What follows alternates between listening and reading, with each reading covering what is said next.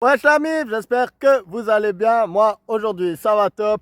Il y a le brouillard, c'est la saison du scorpion qui arrive tout bientôt. Donc le bel automne. Aujourd'hui je voulais vous faire une petite vidéo bonus par rapport à la série de vidéos que j'ai faite sur le zodiaque et l'amour. En fait c'est une vidéo comme le titre l'indique sur les couples de même signe. Parce que c'est une question qui revient assez souvent et qui est revenue assez souvent depuis que j'ai fait cette série du zodiaque et l'amour. Et du coup, je me suis dit que j'allais faire une vidéo dédiée vraiment sur chaque paire de signes quand elle est accompagnée d'elle-même en fait. Et de manière plus générale en fait, quelle est mon analyse justement des couples avec les personnes de même signe. Et pour la vidéo, je vais surtout parler des gens qui ont le même signe solaire. De manière générale en fait, on pourrait se dire que deux fois le même signe, il y a les mêmes qualités, donc les personnes vont se comprendre, souvent ça va être ça, mais il va aussi y avoir les mêmes défauts, et du coup un peu les mêmes angles morts, on va dire, dans nos vies. Donc souvent on va dire qu'avec un signe complémentaire, il va y avoir une meilleure compatibilité justement qu'avec quelqu'un du même signe, surtout quand on parle de signe solaire. Mais c'est plus complexe que ça en fait, parce que même si on prend par exemple, moi je suis né le 13 juillet, si on prend une autre personne qui est née le 13 juillet, peut-être elle est née à une autre année, et du coup, en fait, toutes les autres planètes qu'il va y avoir, parce que si vous regardez mes vidéos, vous savez qu'on n'a pas qu'un signe solaire, on a un signe lunaire, Vénus, ascendant, Mercure, blablabla, tout le reste. En fait, même quelqu'un qui est né le même jour que moi d'une autre année va avoir des énergies totalement différentes, vu qu'il va avoir toutes les autres planètes qui vont changer. Le Soleil sera à la même place, mais toutes les autres planètes, en fait, vont changer. Et du coup, ça va changer tous les aspects entre ces planètes. Et du coup, ça complexifie le tout. Et même si on parle de deux personnes qui sont nées le même jour, donc je connais des couples de personnes qui sont nées le même jour ou à un jour d'écart, vous pouvez avoir toutes les planètes dans le même signe. Vu que l'ascendant il change toutes les heures, toutes les 2 heures je veux dire, pardon, environ ça dépend en fait. Ça veut dire que toutes les maisons, donc les lieux dans lesquels en fait ces planètes vont utiliser ces énergies, elles vont changer. Et du coup, deux personnes qui sont nées le même jour, la même année, mais à 7 heures d'écart en fait, toutes les maisons vont être différentes et du coup toutes les planètes vont affecter un domaine différent de la vie. Et c'est ce qui fait en fait que même deux personnes qui sont nées le même jour, avec les planètes dans exactement les mêmes signes, elles peuvent avoir des vies très très très différentes. Comme j'ai dit, cette vidéo elle va surtout concerner les personnes qui ont le même signe solaire en fait, mais vous pouvez prendre tout ce que je vais dire signe par signe et puis l'adapter en fait à ce que vous voulez savoir. Donc par exemple, si vous avez la lune dans un signe et que votre partenaire a la lune dans le même signe, vous prenez ces informations et vous vous dites juste que ça ne va pas avoir un rapport avec comment vous exprimez votre individualité, mais plutôt qu'est-ce qui vous rassure en fait, de base. Donc si le soleil, des fois, ça va faire un peu de compétition et l'ascendant aussi, d'après ce que j'ai pu voir moi, c'est vrai qu'il y a des autres planètes, par exemple deux lunes dans le même signe, ça va créer une grosse compatibilité en fait. Donc même si je sais pas, vous avez par exemple un bélier et un cancer en signe solaire. Donc vous pourrez vous dire, il n'y a pas trop de rapport entre les deux, c'est pas très compatible. S'ils ont les deux la lune en verso, par exemple, rien à voir, là ça va créer quelque chose de très compatible, même si leur énergie solaire l'est pas en fait compatible. Dans la vie intime, qui est très importante pour un couple, ils vont être justement très soudés. Puis ça peut être la même chose pour Vénus, par exemple. Si vous avez une conjonction de Vénus, si vous avez une conjonction de Mars, on pourrait dire que peut-être dans plein de domaines, vous n'allez pas être compatible, mais dans votre sexualité, vous allez l'être beaucoup. Donc il faut adapter ce que je vais dire justement à l'énergie de la planète qui forme une conjonction et qui donc est dans le même signe. Je vais vous donner les avantages et les inconvénients de chaque couple de même signe dans le zodiaque, en commençant par le bélier, on va les faire dans l'ordre. Le couple bélier-bélier, ça va être un couple qui va beaucoup se retrouver sur le côté passionnel. C'est un couple dirigé par Mars, du coup, sur la fougue, les activités, toujours avoir envie de faire des choses et évidemment une sexualité très très puissante. Ça va être dans les avantages. Dans les inconvénients, en fait, on va retrouver trop de compétition entre les deux. Donc souvent, ça va être là-dessus. Donc il va falloir des fois qu'une des deux personnes laisse un peu le lead à l'autre. Et dans l'autre côté aussi, la colère du bélier, elle est très forte. Et on sait que les béliers, ils taquinent beaucoup, mais en plus, ils sont susceptibles. Du coup, un couple bélier-bélier, il risque un peu de se rentrer dedans assez souvent. et ça peut créer des disputes vraiment explosives. Donc faites attention à cet aspect-là. Taureau-taureau, ça c'est un couple qui va se retrouver autour des valeurs communes, autour de la routine, autour d'une vie tranquille, axée sur justement les plaisirs, les bons repas, chiller tranquille à la maison et tout. C'est un couple où deux personnes vont pouvoir se faire confiance. Donc on sait, le taureau très fidèle et il aime bien justement, comme je l'ai dit, sa routine. Donc normalement, il n'y aura pas trop de trahison à ce niveau-là. En plus, deux personnes très sensuelles. Dans les désavantages de ce couple taureau-taureau, on va retrouver justement un goût à l'épicurisme un peu trop prononcé. Donc attention par exemple à ne pas finir alcoolique, obèse ou je sais pas quoi. Ça peut être un des défauts du taureau-taureau. Et aussi, il y a ce côté un peu rancunier des fois qui va avoir lieu. Et si les deux personnes commencent un peu à s'enfermer dans des rancunes à cause de vieilles histoires de couple qu'ils n'arrivent pas à surmonter, en fait, on pourrait se retrouver dans un couple qui communique assez mal avec le temps et qui n'arrive pas trop à sortir justement de ses habitudes et à renouveler la passion et ce genre de choses. Gémeaux, ça va être un couple ultra curieux qui va vraiment se rejoindre sur l'intellect. Donc toujours avoir envie de faire des nouvelles activités, découvrir des nouvelles choses et discuter de tous les sujets. Donc Gémeaux, ça peut donner des débats interminables en fait, mais où les deux personnes vont vraiment être contentes de pouvoir mutuellement se masturber le cerveau en fait. Donc vraiment très très bon sur ce côté-là, le côté social aussi et tout. Par contre, dans les désavantages, on va dire, il y a le côté un peu faux cul du Gémeaux qui peut poser problème au bout d'un moment justement parce que deux faux culs, ça va bien un moment, mais au bout d'un moment ils peuvent dire mais est-ce que lui il n'est pas aussi en train un peu de me manipuler, de me mentir et tout.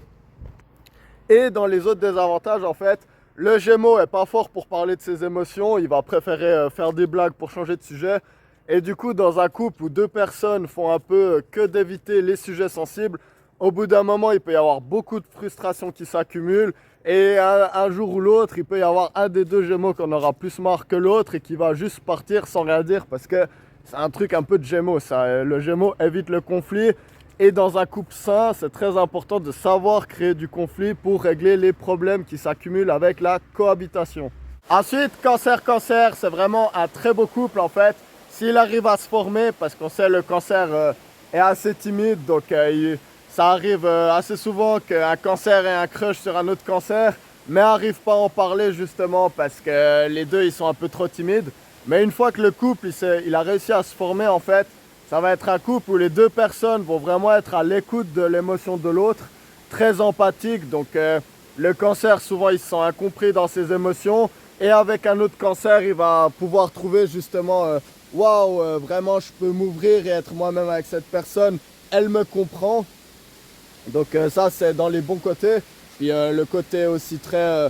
ils vont être les deux très très protecteurs les uns des autres. Dans les inconvénients, je dirais déjà ça, la timidité pour se mettre ensemble. Donc ça c'est déjà un gros frein dans ce couple. Mais en plus après il peut y avoir trop d'émotions dans le couple. Donc trop d'émotions c'est des névroses, hein, il faut le dire clairement.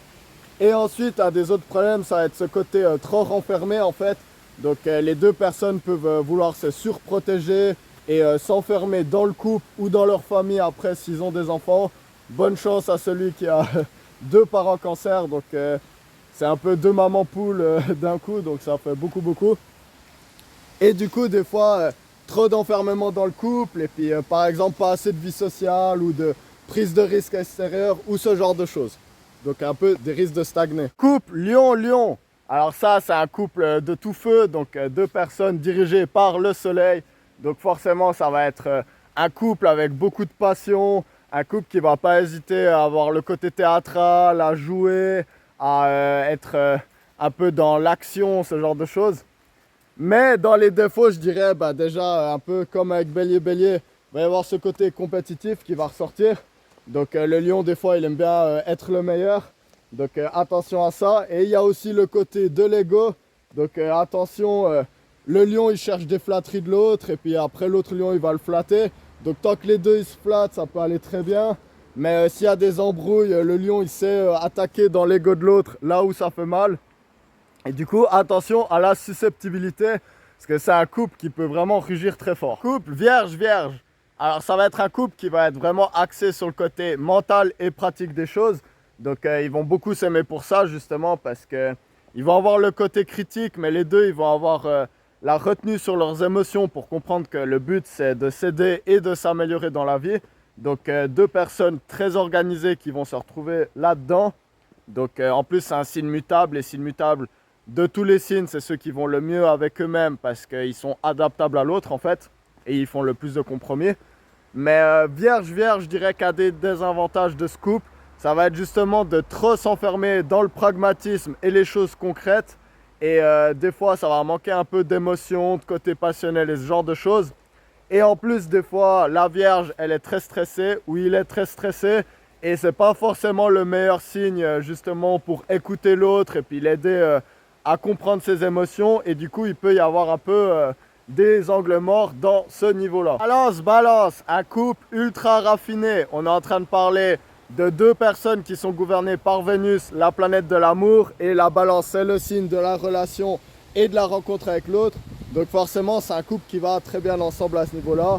Donc ils vont se retrouver dans les aspects sociaux, dans l'aspect, ils vont beaucoup aimer la beauté des choses, le raffinement, l'élégance, ce genre de choses. Donc ils vont être les deux très dans l'harmonie et puis dans la recherche de paix. Donc ça va être un des très beaux aspects du couple balance-balance. En plus, ils ont beaucoup de conversations, ils vont pouvoir discuter de plein de sujets et beaucoup commérer sur les autres. Ça, on va le dire aussi. Mais voilà, entre eux, ils vont bien aimer. C'est une activité de couple comme une autre, hein, donc ça va dépendre un peu de nos signes. Dans les désavantages, on peut retrouver ce côté un peu trop superficiel que chez les deux personnes, donc ça peut aller assez loin si s'alimentent les deux ce côté-là. Et aussi le côté où toujours être soucieux de ce que les autres pensent. Et des fois, j'ai l'impression que dans un couple, c'est bien s'il y a une polarité qui dit attends, on va quand même faire attention à ce que les autres pensent de nous. Mais il faut qu'il y ait aussi un peu une polarité qui dise non, mais on s'en bat les couilles, on vit notre vie de couple à deux. Et du coup, balance, ça peut être un peu trop obsédé par ce que les autres pensent d'eux. Scorpion, on est de nouveau dans un couple ultra intense, ultra exclusif. Justement, on sait, le scorpion, il aime bien posséder l'autre. Donc, il va y avoir beaucoup de magnétisme, beaucoup de passion dans ce couple. Deux personnes qui vont comprendre vraiment l'autre, le côté dark du scorpion. Un autre scorpion le comprend. Donc, en plus, il y a la sexualité du scorpion, ça, j'ai même pas besoin d'en parler. Mais vous imaginez un couple scorpion-scorpion. Moi, je suis trop sensible pour imaginer ça en petit cancer, pas si innocent que ça, mais qui fait genre pour garder un peu sa pureté. Mais du coup, dans un couple scorpion-scorpion, déjà, il y a le côté mystérieux.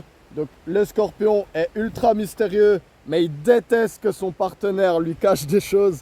Donc ça va être un gros point noir dans le couple scorpion-scorpion. Et en plus, on va retrouver aussi le côté assassin du scorpion une fois qu'il pète les plombs. Donc il va vouloir se venger de manière assez obscure.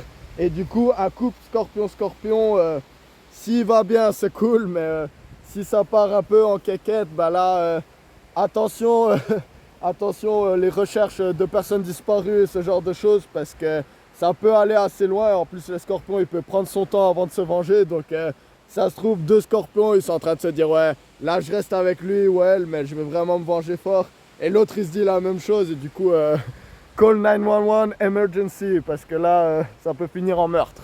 Sagittaire, ça va être un très beau couple mutable de feu. Donc énormément de fougue, d'idées de choses à faire, toujours prêt à partir à l'aventure, pas de souci. En plus, c'est le signe de la philosophie. Donc Sagittaire, c'est deux personnes qui vont pouvoir parler vraiment longtemps de sujets très profonds et qui n'auront pas peur de le faire. Dans les défauts, je dirais ça manque un peu de fixitude. Donc est-ce qu'il y aura les choses pour faire tenir le couple dans la durée? Ou est-ce qu'une des deux personnes va se dire ok, là j'aime bien mon Sagittaire, mais il faut que je parte à l'aventure quelque part d'autre.